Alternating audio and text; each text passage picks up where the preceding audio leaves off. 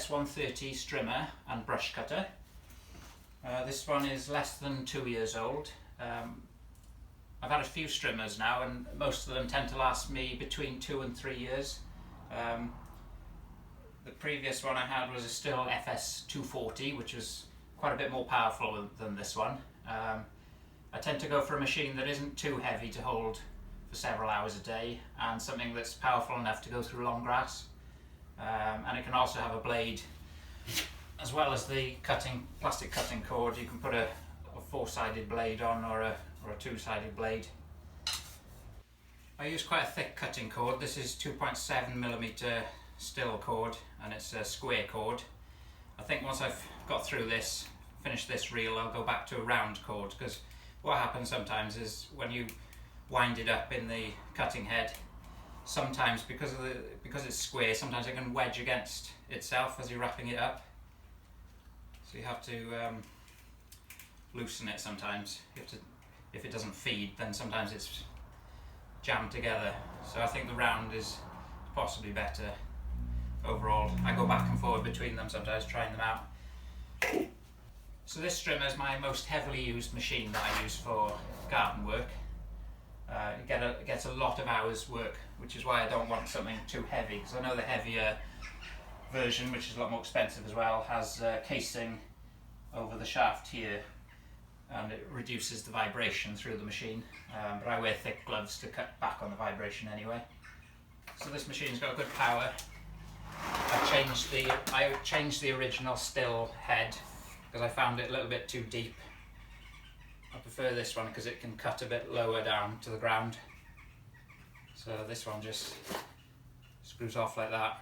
I cut a length about 4 meters, fold it in half and then wind it over the two sides inside the head there. So that's quite easy to take off and put back together. The main issue I've got with this strimmer and with the previous one is the shaft here. I don't know if you can see on the camera there. I've actually wrapped this with duct tape because I don't know if anyone else, well, people will have this issue, I'm sure. This machine's quite heavily used, but within about 4 months the side of the shaft was starting to wear flat just from rubbing against this harness. That's why I've left this on to show. This is just a plastic flap. So that's clipped on there. I mean, this machine is very heavily used, but it was after about 4 months I noticed it was starting to go flat on the side. And that's, well, the metal I assume is some sort of alloy or aluminium possibly. So it's rubbing against plastic and the metal's losing over the plastic. The plastic's not wearing down, it's taking a little bit of the metal shaft off each side. And the previous Stihl, which was heavier, the FS130, I had that for 2 years. After 2 years, the shaft had worn so flat there was a hole going through into the drive shaft. So looking at how quickly this one was starting to wear as well, I've now wrapped it with duct tape, and it's had several hours use with the tape wrapped round, and the tape's holding up, so that I'm hoping that's going to prolong the life of the shaft of the strimmer. But to me, that metal should be a harder metal. It shouldn't wear down that quickly.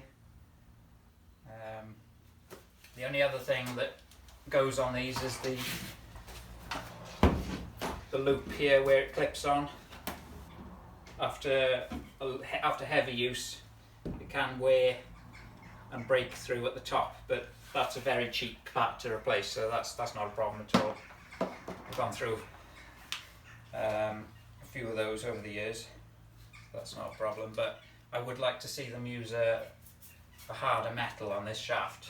I find that not quite up to standard, but there you go. The rest of the strimmer is great. The engine's very reliable. I think it's about 36 cc, this one. You can get these with a D-loop if you don't want these sort of bike handle type thing. I'm sure you can. I've got a smaller strimmer that I use with a D-loop. Other points with this, when you put the blade on, there's an extra guard here that comes off. This has just got a cutter on it, so when your cord feeds out, that cuts off when it's too long. But this, you push a clip in on the back and slide that off. It always goes very stiff after it's clogged with grass and things, but it needs a bit of a shove to get off. That's always the case with them. You don't have to take that off to use a blade, but it gives you a little bit more clearance when you're cutting. So this again is a 2-stroke 50-to-1 mix I'm using. It's 50-to-1 if you're using good quality 2-stroke oil, otherwise you may want to use a stronger mix.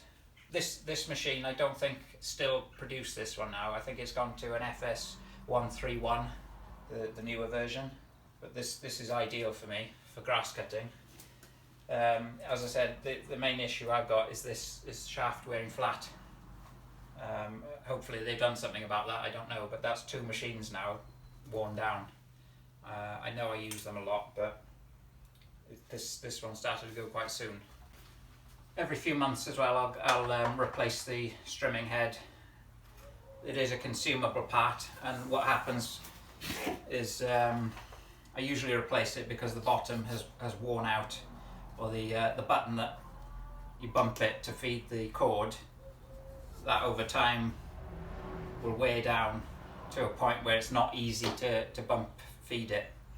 So then put a new cord on then, otherwise it's just gets frustrating because there isn't enough. You have to go around trying to find some hard ground to bump it and feed it. But it's a good idea to keep the inside of this quite clean of grass and things so that it does feed nicely.